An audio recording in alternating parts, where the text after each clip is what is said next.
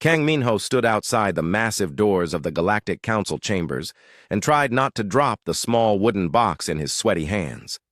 The box was nothing special to look at, just plain wood with simple metal hinges that his 7-year-old niece Park Nari had painted with bright flowers. Inside was something she had made for his big day, though he had not opened it yet because she made him promise to wait until he was with the aliens. The doors opened with a sound like thunder. Minho walked into the biggest room he had ever seen. The ceiling went up so high he could not see the top through the strange purple mist that floated there. Around him in a giant circle sat representatives from 47 different alien species. Some looked like giant lizards, others like walking trees, and some were just floating balls of light that hurt to look at directly. Ambassador Veltaroth, the reptilian speaker of the council, stood up from his seat. His scales were dark green, and his eyes were bright yellow like the sun. When he spoke, his voice came out of a machine that made it sound like normal human speech, even though his mouth moved differently. "Today, we welcome humanity as observers to the Galactic Council," Veltaroth said. "For 50 Earth years, your species has asked to join us. Today we say yes, though you may only watch and learn for now." Minho bowed the way his diplomatic training had taught him. "Thank you, honored speaker. Humanity is grateful for this chance. We come in peace and friendship." Behind Veltaroth, Counselor Thais floated in a tank of blue water. She was from the ocean world Sithari and looked like a giant fish with arms. Her voice bubbled through the water before the translation machine fixed it. "Human Minho, your species is young. You have much to learn about the galaxy. We hope you will listen well." Judge Prime Korvac sat silent in the corner. He was made of living crystal that changed colors when he thought.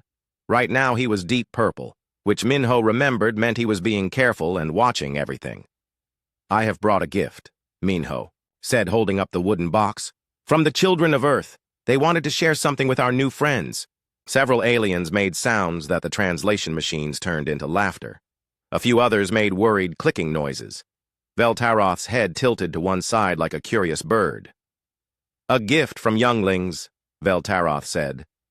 "This is unexpected. Most species send formal documents or precious metals for first contact. Our children wanted to give you something they made themselves," Minho explained. "They said gifts should come from the heart." Thais bubbled in her tank. "From the heart. This is a concept we know. Please, show us this gift." Minho opened the wooden box.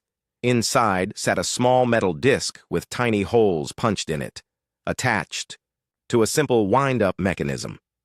It was a music box, the kind that played songs when you turned the handle. Below the disc was a small crystal that would show pictures when the music played.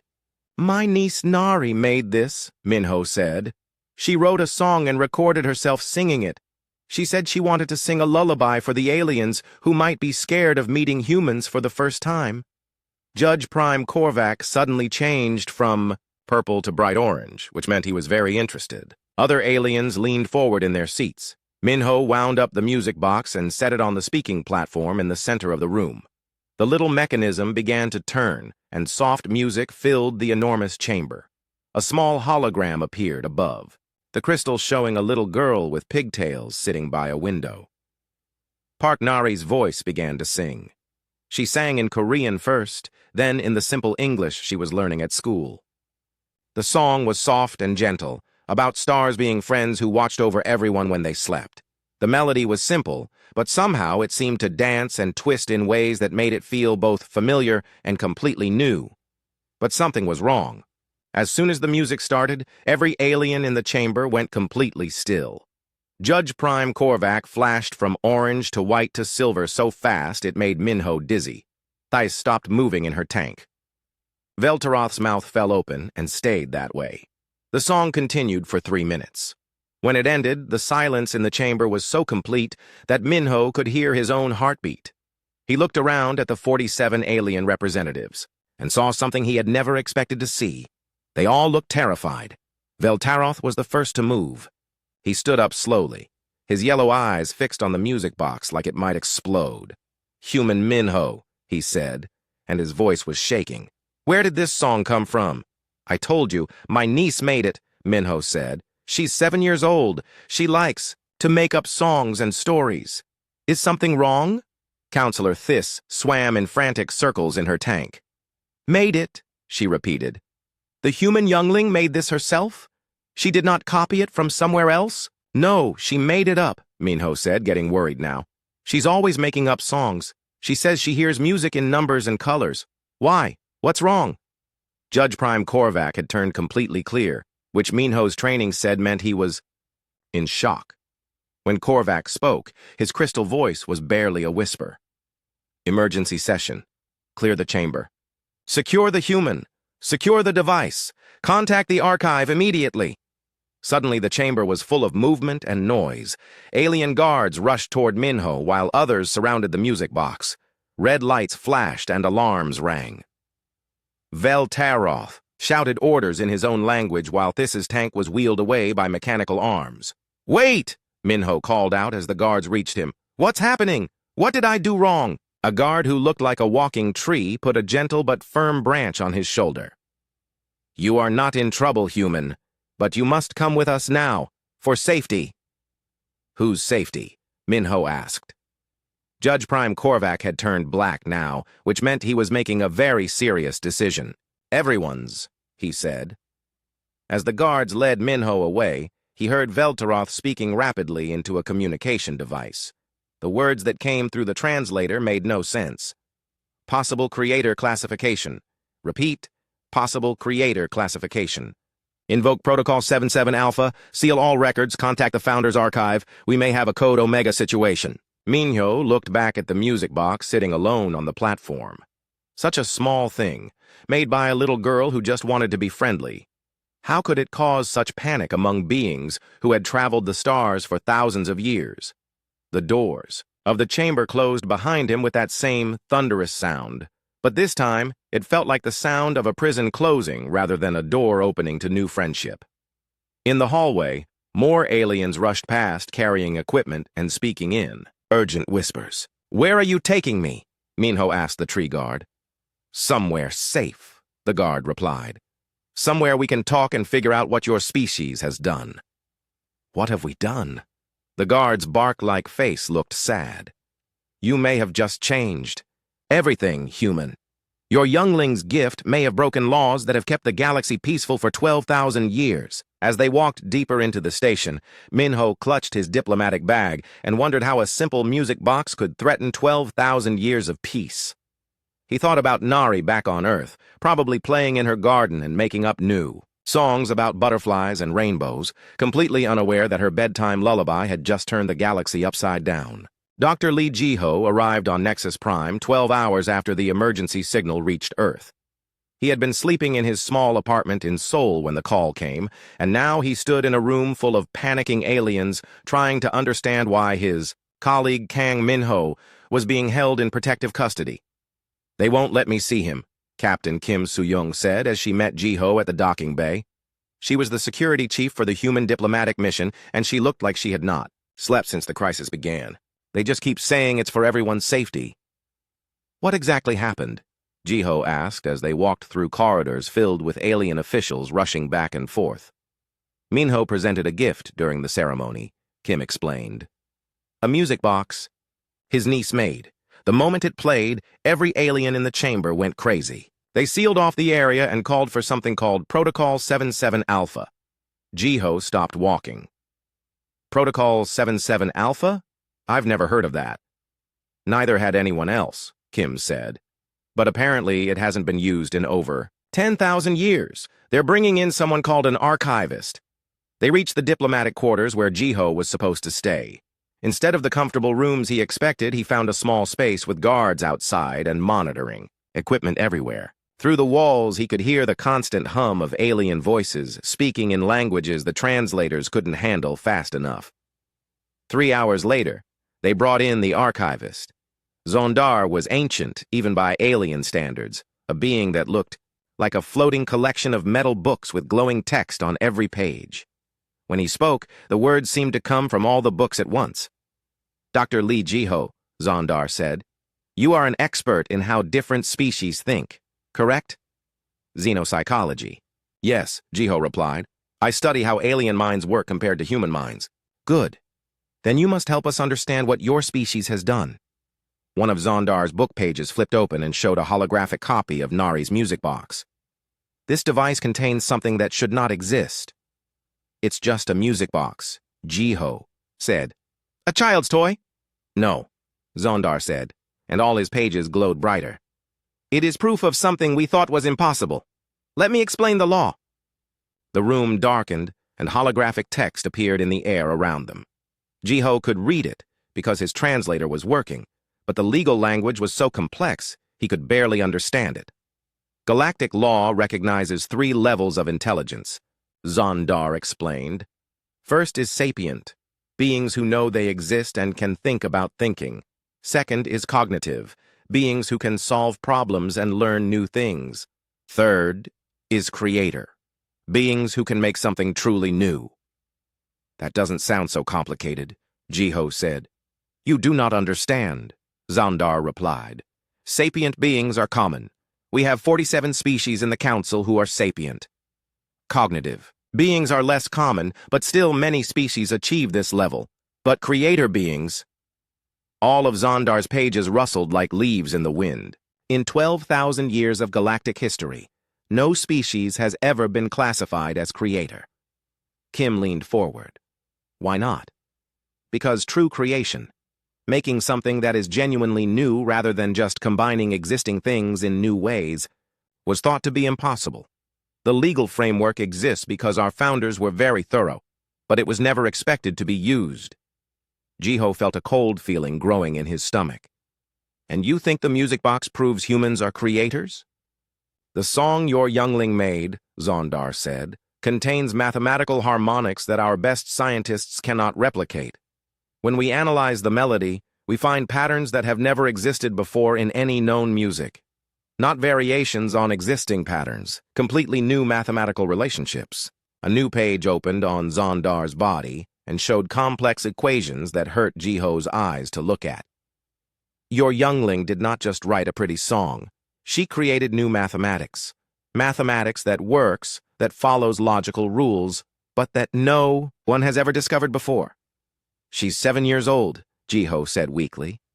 Yes, and according to our tests, she did this without any training in advanced mathematics. She did it by intuition, by what she called listening to the sounds that numbers make.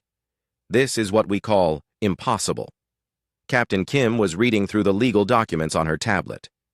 It says here that creator species get special legal status. What kind of status? Zondar's pages all flip to the same section. Creator species are granted complete legal immunity. They cannot be bound by any galactic law except by their own choice. They have the right to override any council decision. They cannot be attacked, controlled, or limited in any way. That sounds like a good thing, Jiho said. For humans, perhaps, Zondar replied. But consider what this means for the rest of the galaxy. Every law, every treaty, every agreement that keeps peace between 47 different species becomes meaningless if humans choose to ignore it. Your species could accidentally destroy our entire civilization simply by not understanding the rules. The room was quiet for a long moment. Finally, Kim spoke up. You're afraid of us? We are terrified, Zondar admitted. A species powerful enough to create new mathematics but young enough to think a child's song is just a toy? A species that does not even know what they can do? Yes, we are terrified. Jiho thought about Nari, probably having lunch at school, right? Now completely unaware that her bedtime song had caused a galactic crisis. What happens now? The council is split, Zondar explained. Some want to invoke the creator protocols immediately and grant humans full status. Others want to study your species more before making such a decision. And others... His pages rustled nervously. Others believe humans are too dangerous to exist. Dangerous? Kim's hand moved toward her weapon before she remembered where she was. Consider, Zondar said, if one human child can accidentally create new mathematics, what could your entire species do if you tried? What if you accidentally created something that unmade reality itself? What if your creativity is so powerful that it could break the physical laws that hold the universe together? Jiho looked at the equations still floating in the air. They were beautiful in a way he couldn't explain, like looking at a sunset or hearing perfect music. But now they seemed frightening too, like looking into a fire that burned too bright. "Are we really that dangerous?" he asked. "We do not know," Zondar replied. "That is what terrifies us most. Your species may be the most powerful force in the galaxy, and you do not even know it. You create miracles as casually as other species breathe." An alarm started ringing somewhere in the station. Zondar's pages all turned red. "More ships are arriving," he said. "Military ships. The galaxy is choosing sides." Through the small window in the diplomatic quarters, Jiho could see lights moving in space. Lots of lights, getting brighter as they came closer. Ships from dozens of different species, all coming to Nexus Prime. "What are they here for?" Kim asked. "To decide humanity's fate," Zondar replied.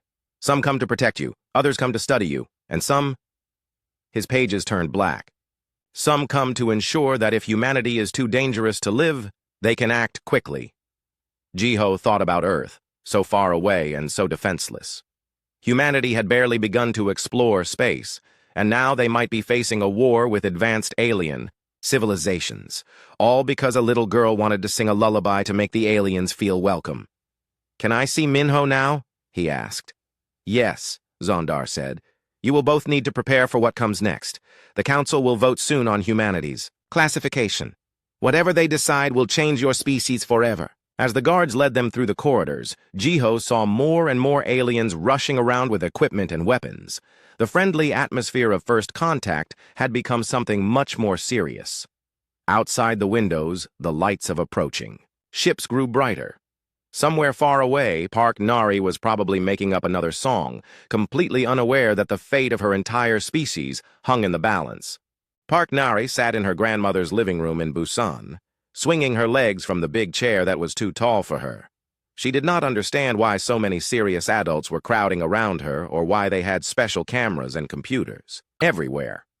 All she knew was that Uncle Minho was in space, and somehow her music box had caused problems. Dr. Choi Hana knelt down to Nari's eye level. She was a kind woman who worked with children and had been called to help with what the adults were calling the most important interview in human history. To Nari, it just felt like talking to another grown-up who asked strange questions. "Nari," Dr. Choi said gently, "can you tell me about the song you made for Uncle Minho?" "It's a sleepy song," Nari said, playing with the ribbons on her dress. "I made it so the space aliens wouldn't be scared when they met Uncle Minho. Mama said aliens might be nervous about meeting humans for the first time." Behind Dr. Choi, General Huang Taemin watched quietly. He was in charge of making sure Earth was safe, and right now Earth's safety seemed to depend on understanding a 7-year-old girl. The holographic connection to the alien station was active, and he knew that beings from across the galaxy were watching this conversation. "How did you make the song?" Dr. Choi asked. "Did you copy it from somewhere?" Nari shook her head. "I don't copy songs. That's cheating. I listen to the numbers, and they tell me what sounds pretty." "The numbers tell you?" "Uh-huh," Nari said, as if this was the most obvious thing in the world. "Everything has numbers inside it. When I look at flowers, I can hear the numbers singing. When I look at the sky, the numbers make different music. So I just listen, and then I sing what they tell me." Dr. Choi glanced at General Huang, who looked just as confused as she felt. Through the holographic link, they could hear alien voices, speaking rapidly in languages the translators couldn't keep up with. "Can you show us how you listen to numbers?" Dr. Choi asked. Nari looked around the room and pointed at a red flower in a vase on the table. "That flower is singing right now. It goes like this." She hummed a soft melody that seemed to rise and fall like waves. "And the blue curtains over there, they sing like this." She hummed a different tune, deeper and more rhythmic. "I don't hear anything," Dr. Choi said. "That's because you're not listening with the right part of your brain," Nari explained. "You have to use the part that dreams. Most grown-ups forget how to use that part." General Huang stepped forward. "Nari, this is very important. When you made the song for Uncle Minho, did you use these number sounds?" "Of course," Nari said. "I wanted it to be extra pretty because it was going to space, so I listened to the—" Numbers in the stars and the numbers in Uncle Minho's smile and the numbers in my love for him, and I mixed them all together to make the sleepy song. Through the holographic connection, they heard what sounded like an alien having a panic attack. Dr. Choi quickly turned back to Nari. Nari, have you made other songs like this? Lots of songs, Nari said happily. I make songs for everything. I made a song for my goldfish, and a song for rainy days, and a song for when I'm sad about having to eat vegetables. Can you sing one? For us now? Nari thought for a moment, then looked at Dr. Choi. I'll make you a song about your worry numbers. They're all tangled up and making ugly sounds right now. Before anyone could stop her, Nari began to sing. It was a simple melody, but like her lullaby, it seemed to twist and dance in impossible ways. Dr. Choi felt something strange happening in her mind. The anxiety and confusion she had been feeling all day suddenly became lighter, as if the song was untangling knots in her thoughts. The effect on the aliens watching through the holographic link was immediate. Alarms started ringing on the space station, and several alien voices began shouting at once. The connection flickered and almost went out. "Stop," General Huang said quickly. "Nari, please stop singing." Nari stopped and looked hurt. "Did I sing it wrong?" "I was trying to help Dr. Choi feel better." "You did wonderful," Dr. Choi said, though she looked shaken. "But maybe we should talk instead of sing for now." The holographic connection stabilized, and they could see Kang Minho on the space station. His face appeared in the air above a small projector. "Nari, are you okay?" "Uncle Minho." Nari clapped her hands. "You look funny in space. Why is everyone so worried about my music box?" Minho glanced at someone off-screen before answering. "Well, the aliens think your song is very special. More special than we realized. Is that bad?"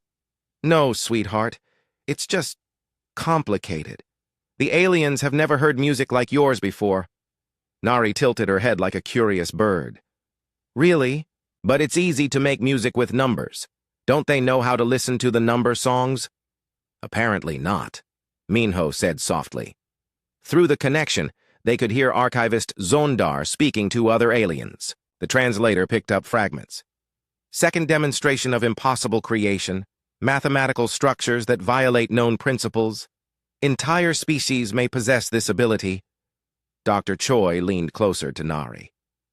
"Sweetie, when you listen to these number songs, do other people hear them too?" "Some do," Nari said. "My friend Jisoo at school can hear them a little bit. And my baby cousin Min makes sounds like he's trying to sing along when I practice. But most grown-ups can't hear anything." "What about other children?" "Oh, lots of children can hear them," Nari said matter-of-factly. "We just don't usually talk about it because adults think we're being silly." General Huang felt his blood turn cold. "How many children, Nari?" "I don't know. Maybe most of them. It's hard to tell because, like I said, we don't usually talk about it. Adults always want us to stop daydreaming and pay attention to boring stuff." The holographic connection crackled with alien voices all talking at once. Someone was clearly having an argument about something very important. Dr. Choi tried to stay calm. "Nari, have you taught other children how to make songs with numbers?" "I tried to teach my cousin Min, but he's only 3, so he just drools and giggles. But Jisoo learned a little bit. And after the news people talked about Uncle Minho's trip yesterday, some kids at school asked me to show them how I make songs." "Did you show them?" "Sure. We made a song about friendship during recess. It was really pretty. All the kids who helped make it said it made them feel happy and calm." General Huang was typing rapidly on his computer, sending urgent messages to schools around the world. If human children everywhere had this ability and news of Nari's achievement was spreading, then this crisis was about to get much bigger. "Nari," Dr. Choi said carefully, "I need you to do something very important for me. Can you not teach any more songs to other children for a while?" "Why not?" "Because the adults need time to understand what makes your songs so special. Until we figure that out, it might be better if you keep the number songs as your secret." Nari looked sad. "But sharing songs makes them better. And the other kids like learning about the numbers. It makes them feel less scared about math class." On the holographic link, Minho spoke up. "Nari, remember how I told you this trip to space was very important? Well, your song is part of that important work now. The aliens are trying to understand how special you are." "Am I in trouble?" No, sweetheart. You're not in trouble. But your gift is so amazing that it's changing how the whole galaxy thinks about humans. The aliens need time to understand what that means. Nari was quiet for a moment, thinking with the serious expression that meant she was trying to understand something complicated. Uncle Minho, are the aliens scared of us now? Minho hesitated. Some of them are. Yes. That's silly, Nari said. The number songs are for making things better, not for scaring people. Maybe I could make them a not scared song. No! Several voices said at once through the connection. Nari looked confused and a little hurt by the sharp response. Dr. Choi quickly knelt down and hugged her. It's not that your songs aren't wonderful, Dr. Choi explained. It's just that they're so wonderful that they're like magic to the aliens. And when people don't understand magic, sometimes it scares them. Oh, Nari said. Like how I was scared of the dark until Mama explained that it was just nighttime being sleepy. Exactly like that, Nari nodded seriously. Okay. I'll keep the number songs secret until the aliens understand that they don't need to be scared. But Uncle Minho, you tell them that I made the sleepy song because I wanted them to feel welcome, okay? I wasn't trying to be scary. I'll tell them, Minho promised. As the adults began discussing complicated things about laws and safety, Nari curled up in the big chair and hummed quietly to herself. She could hear the number songs all around her, in the worried voices of the adults, in the strange lights from the alien technology, in the wind outside the window. Everything in the universe was singing, and she was one of the few people who knew how to listen. She just wished the aliens weren't so scared of the music. Admiral Yoon Jae-won stood on the bridge of the Earth defense ship Seoul, watching alien fleets gather around his small human task force like sharks circling wounded prey. He had commanded Earth's space forces for 15 years, but nothing had prepared him for this situation. Humanity's first contact with galactic civilization had turned into a potential war that could end their species before they even understood what they had done wrong. Admiral, his communications officer reported, we're receiving signals from 43 different alien fleets. Some are offering protection, others are demanding we surrender, and a few are just telling us to stay exactly where we are. How key? Many ships total? Yoon asked. Over 3,000, sir. Everything from small patrol craft to ships bigger than our space stations. Yoon nodded grimly. Earth's entire space fleet consisted of 12 ships, most of them designed for exploration, rather than fighting. If the aliens wanted humanity destroyed, there would be nothing he could do to stop them. Back on Nexus Prime, the legal battle was just as intense as the military standoff in space. Counselor Rith Kayla had arrived from the hegemony worlds to argue humanity's case. She was tall and thin with blue skin and 4 arms, each one holding different legal documents as she paced around the emergency council chambers. The law is clear, Rith Kayla declared, her voice echoing through the vast room. Any species that demonstrates creator-level abilities must be granted full creator status. There is no provision for delay, no requirement for testing, no exception for young species. Across from her, Supreme Executor Vashatai represented the military coalition that wanted humanity destroyed. His species looked like walking suits of armor made from black metal, and his red eyes glowed with cold anger. The law was written when creator species were theoretical, he said. It never anticipated a species so dangerous they do not even understand their own power. Judge Prime Korvac had turned a deep gray color, which meant he was trying to balance impossible choices. Around the chamber, representatives from 47 species watched the debate that would decide humanity's fate. Counselor Rith Kayla speaks truth, said Ambassador Veltaroth. But Executor Vashatai also speaks truth. How do we follow ancient law in a situation the lawmakers never imagined? Archivist Zondar floated at the center of the chamber, his book pages displaying legal precedents from thousands of years of galactic history. There is one possibility, he said slowly. The test of worth. The chamber fell silent. Even Vashtai's red eyes dimmed as he heard those words. The test of worth has never been used, Korvac said, because no species has ever been considered for creator status, Zondar replied. But the law provides for it. If there is doubt about a species' fitness for creator status, they may be given a test to prove they can handle such power responsibly. Rithkala's four arms waved in agitation. That provision was meant for species that might be pretending to be creators. Humanity has already proven their abilities, but not their wisdom, Vashti said. Their youngling creates mathematical impossibilities as easily as breathing. What happens when their entire species learns to do the same? What happens when they accidentally break reality itself?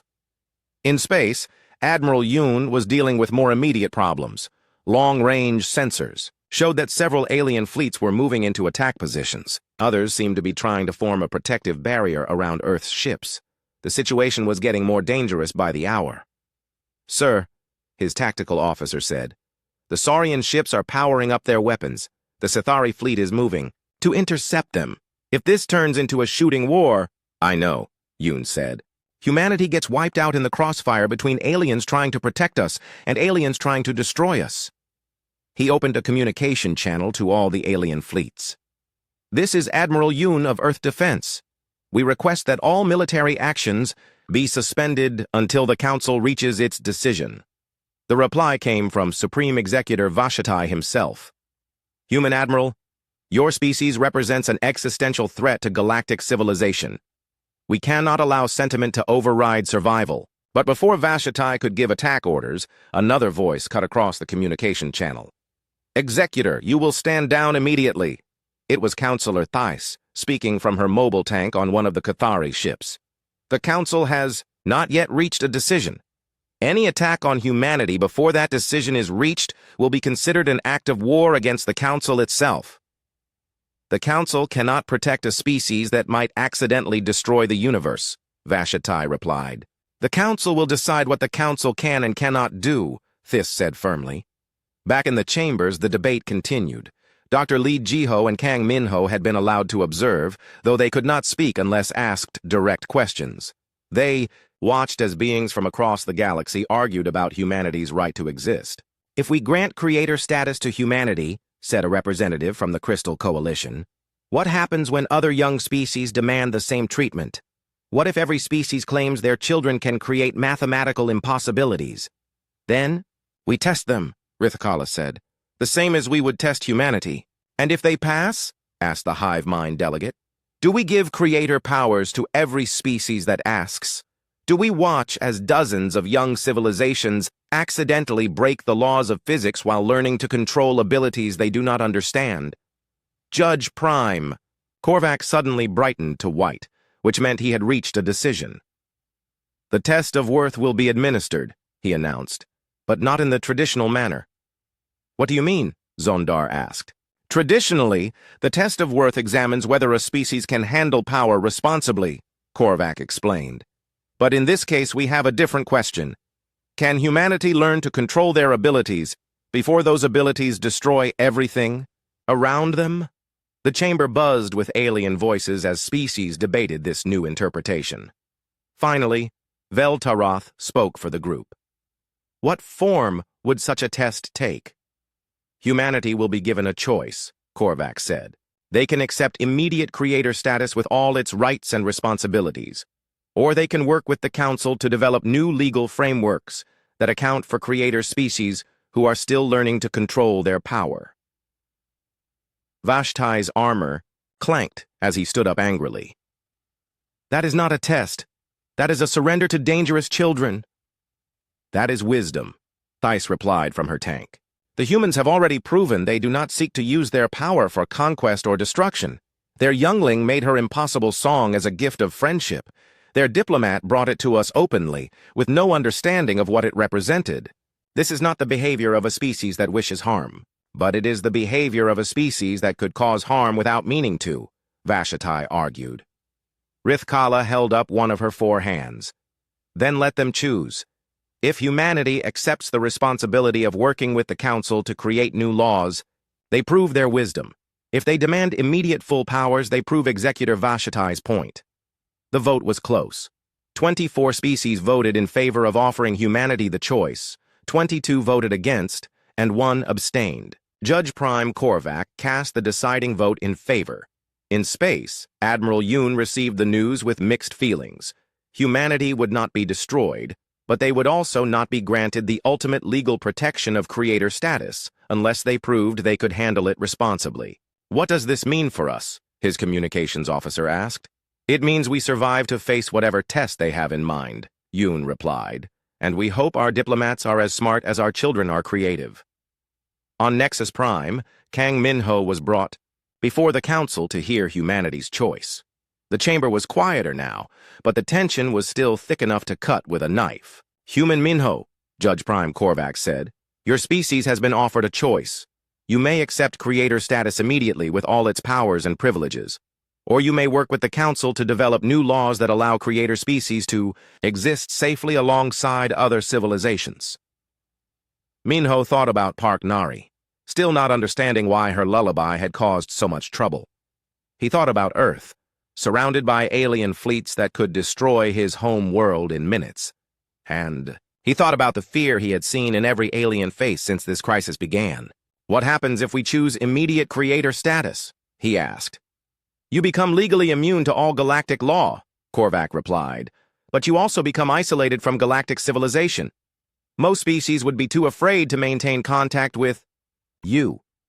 And if we choose to work with the council, you help us create new laws that have never existed before, laws that protect both creator species and the civilizations around them. It will take time, and it will require humanity to accept limitations on how you use your abilities until we understand them better." Minho knew he could not make this decision alone, but he also knew what choice Park Nari would want him to make. She had created her song to help aliens feel welcome, not to scare them. "We choose cooperation," he said. "Humanity will work with the council to create new laws. We want to be part of galactic civilization, not rulers of it." The relief in the chamber was immediate. Even Vashatai's red eyes dimmed to a less threatening orange. Outside in space, Admiral Yoon watched as the alien fleets began to stand down from attack positions. 1 year later, Park Nari stood in the same Galactic Council chamber where her music box had caused so much trouble, but now the room felt completely different. Where before there had been fear and panic, now there was something that looked almost like celebration.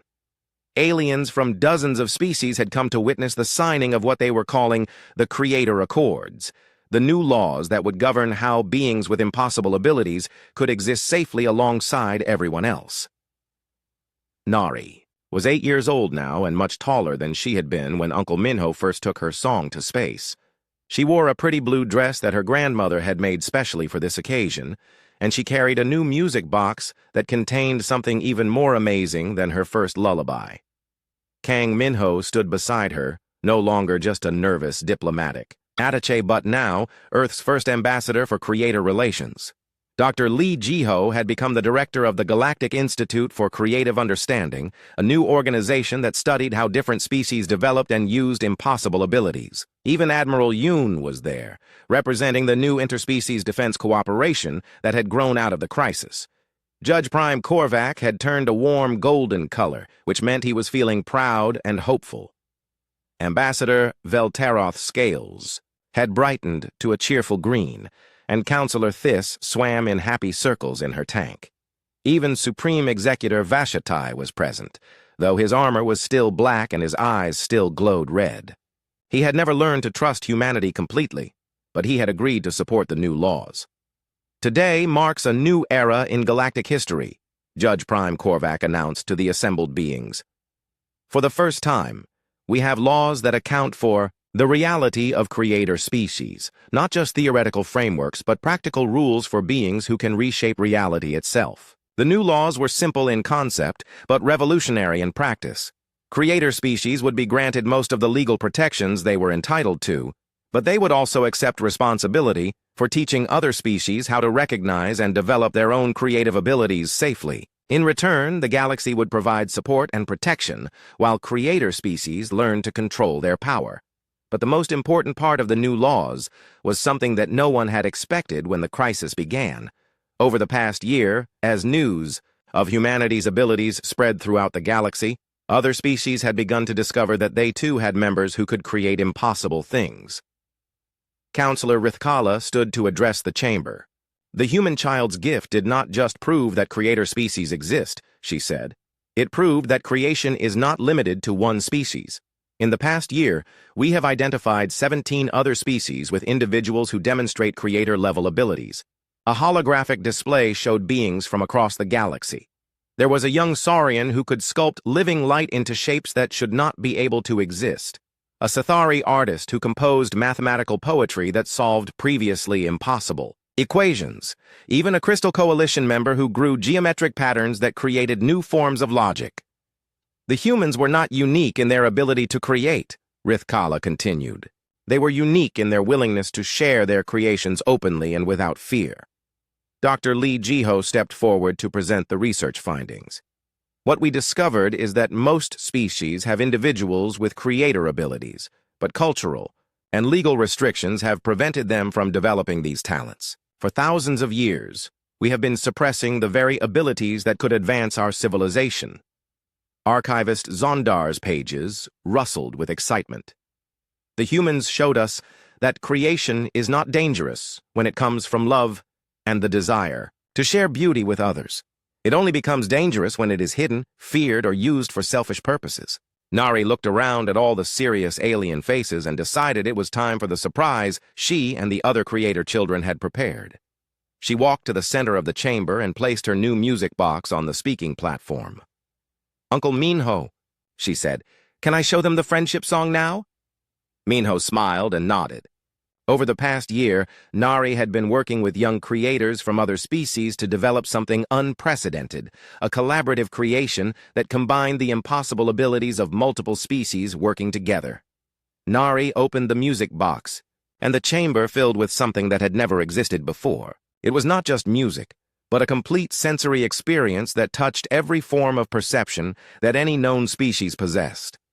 The Saurian light sculptor's impossible colors danced in harmony with Nari's mathematical melodies.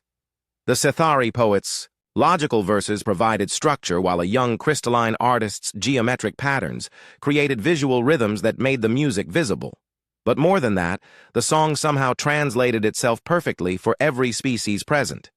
Each being heard and saw and felt exactly what they needed to experience to understand the message. That creation was meant to be shared, that impossible things became beautiful when made with love, and that the galaxy was big enough for everyone to contribute their own unique gifts. When the song ended, the chamber was silent for a long moment. Then slowly, every being present began to make sounds of appreciation in their own species' way. Saurians hissed approval, Sithari bubbled with joy, crystallines chimed like bells, and dozens of other species added their voices to a symphony of galactic harmony. "This is what creator abilities are meant for," Judge Prime Korvac said, his crystal form now glowing with rainbow colors that indicated deep emotional connection. "Not to dominate or frighten, but to bring beings together in ways that were previously impossible." Supreme Executor Vashatai stood up slowly. Everyone in the chamber tensed, remembering his opposition to humanity during the crisis. But when he spoke, his red eyes had dimmed to a soft orange that indicated thoughtful consideration. "I was wrong," he said simply. "I believed that power without understanding was dangerous, but I failed to understand that creativity without sharing is meaningless. The humans have taught us that the greatest power comes not from what we can destroy, but from what we can build together." Nari smiled at the big, scary alien in black armor. "Would you like to learn to make songs with numbers?" she asked. "I could teach you. Everyone can learn if they want to." Vashtai's armor made a sound that the translators interpreted as laughter. "I would be honored to learn from the youngling who changed the galaxy." As the formal ceremony concluded and the new laws were officially adopted, beings from across the galaxy began to mingle in ways that would have been impossible before. Creator children from different species played together, sharing techniques, and creating new impossibilities just for the joy of it. Adult researchers and artists began planning collaborative projects that would combine the unique abilities of multiple species. Dr. Lee Jiho found himself standing with archivist Zondar, watching young beings from a dozen different species work together to create a living sculpture that existed in 7 dimensions simultaneously. "Do you think we made the right choice?" Jiho asked, "opening up creator abilities to the entire galaxy?" Zondar's pages fluttered in what looked like contentment. "Look around you," he said. For 12,000 years, galactic civilization has been stable but stagnant. We maintained peace by avoiding change. Now, in 1 year, we have made advances in art, science, and philosophy that surpass the previous millennium. Kang Minho joined them, carrying Nari, who had fallen asleep against his shoulder after the excitement of the day. She keeps asking when she can visit the alien children to teach them new songs, he said softly. Soon, Zondar replied. The first student exchange program begins next month. Creator children from 12 species will study together at the new Academy for Impossible Arts. Admiral Yoon approached the group looking much more relaxed than he had during the crisis. The military cooperation agreements are working better than anyone expected, he reported. Having creator children helping with starship design has reduced construction time by 60% while making the ships safer and more efficient. And the other benefits? Jiho asked. Beyond anything we hoped for, Yoon replied. The Sathari have developed new medical techniques using creator abilities that can heal previously incurable diseases. The Crystal Coalition has created computing systems that process information in ways our best scientists are still trying to understand. And the Saurians, he paused and grinned. The Saurians have started creating living art that tells stories by existing in multiple time streams simultaneously. As the celebration continued around them, the small group of humans looked out through the chamber's great windows at the galaxy beyond. Space was full of ships from dozens of species, but now they flew together in formations that looked more like art than military patrols. Even the way they moved through space had been transformed by creator abilities that allowed impossible navigation techniques. What happens now? Minho asked. Now we explore, Zondar replied. For the first time in galactic history, we have the tools to create truly new things instead of just recombining what already exists. We can explore dimensions of reality that were previously theoretical. We can develop technologies and art forms and ways of thinking that no one has ever imagined. Nari stirred in Minho's arms and mumbled sleepily. Are the aliens still scared of the number songs?